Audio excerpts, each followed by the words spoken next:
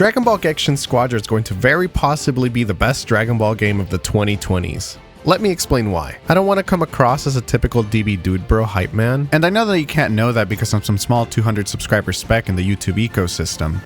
But rest assured that I am of the belief that we should be very critical of new material while it's still in development to optimize its chances of having the best launch it can possibly have. I think that Sparking Zero can attest to what can happen when we are just blindly hyped for a game before its release.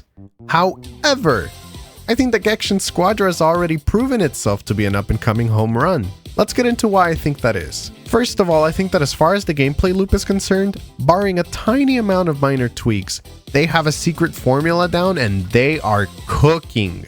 For starters, I think that the plot of the game is quite possibly the cutest and most fitting choice they could have made. The game is essentially a board game between the two Zenos and it brings me so much joy, you have no idea.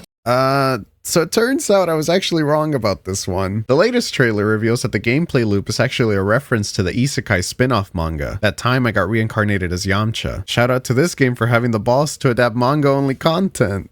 Shots fired! Secondly, I think that the loop is almost perfect. The only thing I would change would be to add a fifth player to both teams. Also, while they already do have multiple game modes, I think that once they have their feet on the ground and the game is fully launched, that is something they need to continue to support. Maybe with seasonal game modes, you know, something to really get you hyped for the game during certain periods. Subsequently, the game has unparalleled charm and personality. The extra outfits aside, these are some of the cleanest and most multi-platform friendly character models we've had in a very long time. I mean, pink Xenoverse Goku who? On uniform style characters who? Now this video is not meant to shit on other Dragon Ball games and suck this one off by any means. I mean, I'm one of the 12 people who still buy Xenoverse 2 DLC, and I still play Sparking Zero fairly actively. I even have a series on the channel about it. Go check it out after this. But back to Squadra. The absolutely stunning models aside, this game has a very clear personality that stands out amongst the sea of Dragon Ball games. From its very heroic and distinguishable music, to my next point, which is the crazy attention to small details in the dialogue. Dialogue, which is fully dubbed at launch, I might add. I swear, I love Sparking Zero. My jabs are friendly. It's like when you're slightly disappointed in a friend, so you make subtle jokes about it. It comes from a place of love, trust me. But back to Squadra once again. One of my biggest gripes with modern Dragon Ball games is the lack of mid-match dialogue like we had in Raging Blast 2. But this game has that in spades, dude. Whether it's rival banter between you and your opponents, to unique dialogue within characters in your own team. The developers of this game took a good stack of notes from Marvel Rivals. My personal favorite interaction right now is Goku and Bojack. Check it out. Stop! I sense some strong energy. No backstabbing. Got it? Do come back alive. I'll show you the bravery of an Earthling. Let's do our best, 18.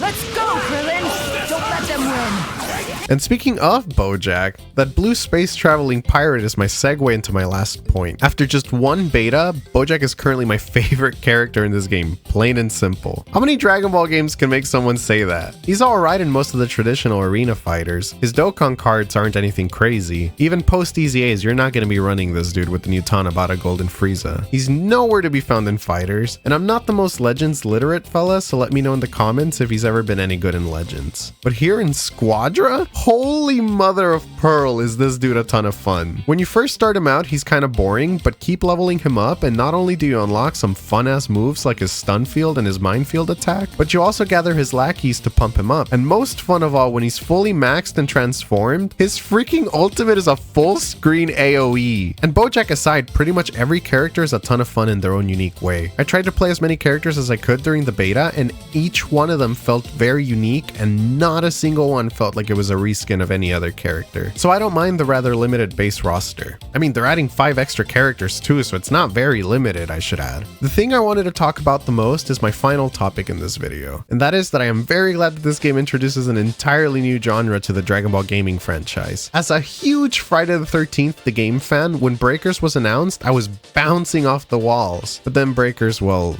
it's Breakers. I love it when Dragon Ball tries to mix it up with the genre of its games. And yeah, I'm sure some people might be bummed that the game is not a super hype arena fighter, but that's good! good! I'm tired of arena fighters. You want to know what my favorite moments in Dragon Ball games were as a kid? It wasn't fighting a roided out Kid Buu at the end of the story campaign for the 11th time, that's for sure. It was getting to explore the world and side filler content in Legacy of Goku 2, getting to fly around the world in Budokai 3. It was running away from Piccolo as first form Cell in Infinite World. I love to experience the moments in Dragon Ball that lead up to the big bombastic battles just as much as I enjoy beating the crap out of other people in said big bombastic battles. And having Dragon Ball games that cover different genres can help bring some of that charm back into the modern age of anime games. I think we should let well-established series like Dragon Ball Naruto experiment and pave the way into other genres for anime games. Like look at Shinobi Striker and Breakers. They're both still alive somehow, and I'm sure Breakers must have had some part to play in Squadra getting greenlit.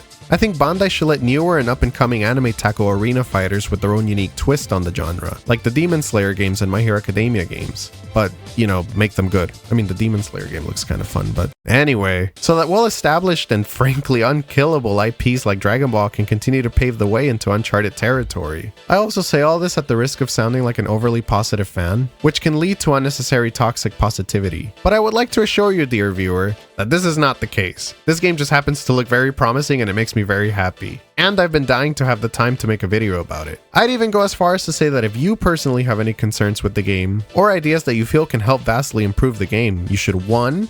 Share them in the comments because I'm dying to talk about this game.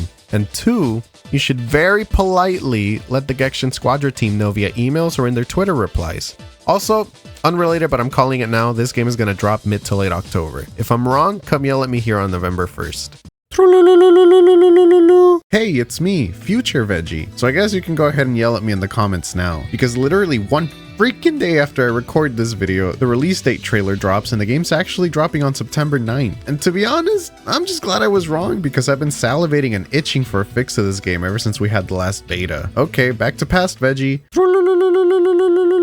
But with that, I have been Veggie Boy, and I hope that you're as excited for this game as I am. Let me know down in the comments if you agree with me, or if you don't, that's cool too. Tell me why. Nicely. Also, let me know what additions or gameplay tweaks you'd like to see implemented in the game when it launches. Don't forget to subscribe and ring the bell so you don't miss any other Dragon Ball related videos. Okay? I love them all, and I try to cover them as best as I can. In fact, here are some that you can go check out right now. Bye-bye!